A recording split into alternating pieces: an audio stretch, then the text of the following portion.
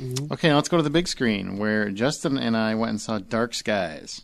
Justin, what is Dark Skies about? Ooh. I don't quite know if it needs the Ambiance? That's ambiance. yeah, the spooky sounds involved.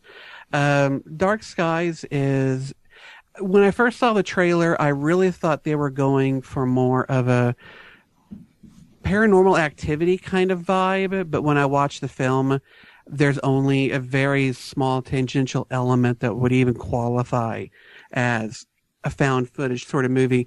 This is much more of a horror film with a sci-fi twist to it. The movie's about a family who's living your average suburban life, you know, keeping up with the Joneses, trying to survive in this, you know, modern economy that we're all having to live through. And suddenly these mysterious events start to transpire in their house.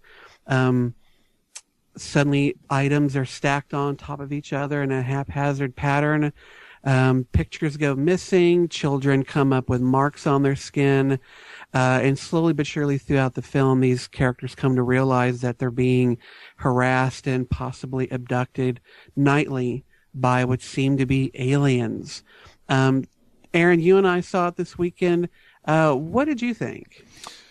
Well, I think the story actually worked for me quite a bit. I really like the mystery aspect of it, especially why these things are happening to this particular family. But unfortunately, I figured out the ending like 5 minutes into the movie. And even though the reasoning gets explained a little too easily with Exposition Alley with J.K. Simmons, you know, where basically they go see him and he explains everything that... Finally, oh, now I know, because J.K. Simmons just told me everything that happened. It really held my interest, the entire movie. Really did. I felt like it took way too long for the film to really get started. They could have cut, I think, almost half of the first half of the film, and it would have been an improved movie. I mean, you get a lot of drama, or at least they're attempting to get a lot of drama out of some difficulties in their marriage. The husband doesn't have a job, so he's been looking for one. So they're living off of her income, which is, you know, she's a real estate agent, so that's tenuous at best. And so there's a lot of things they go into that really, I think they could have just left out entirely.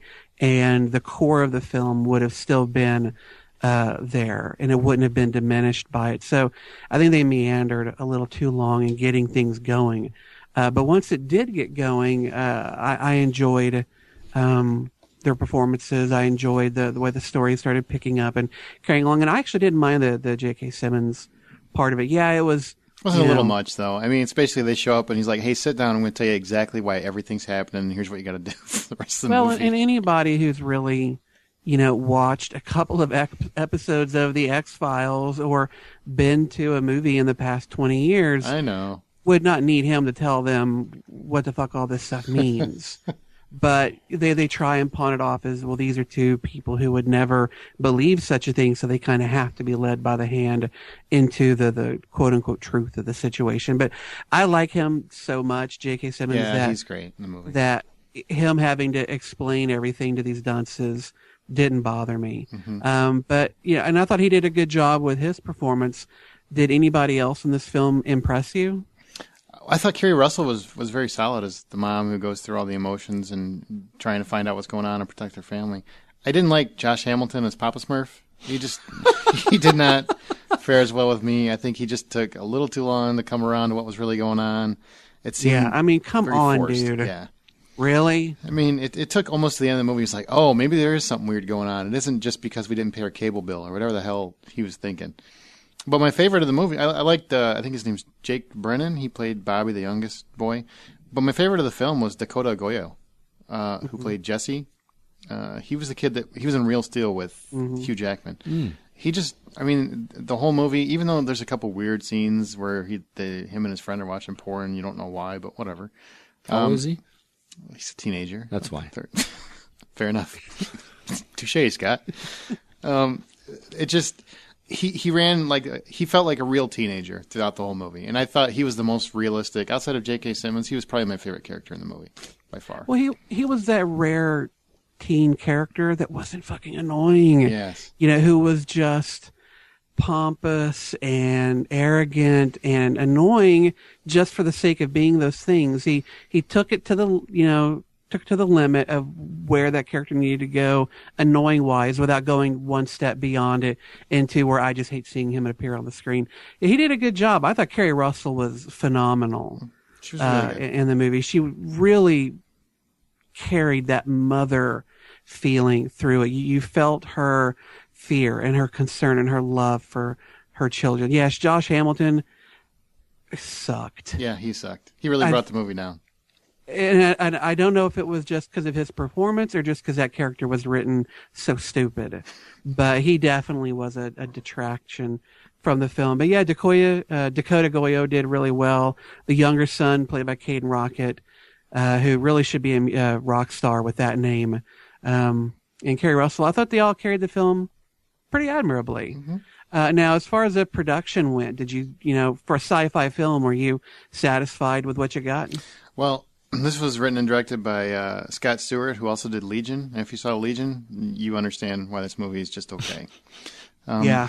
It's a little basic. There's nothing really to distinguish it. But it does not look like, I guess it was only like a $4 million movie. It doesn't look like a $4 million movie. So he does get some credit because the special effects are actually kind of impressive. It's very minimal, which is exactly what the movie needed. Right. With these sorts of films, I think if they tried to get that, E.T. or, God, what the fuck was that movie? Close Encounters of the Third Kind. If they tried to go too far, showing some spaceship settling in over the house and all those sorts of things, it really would have just ruined it. But they went very minimal.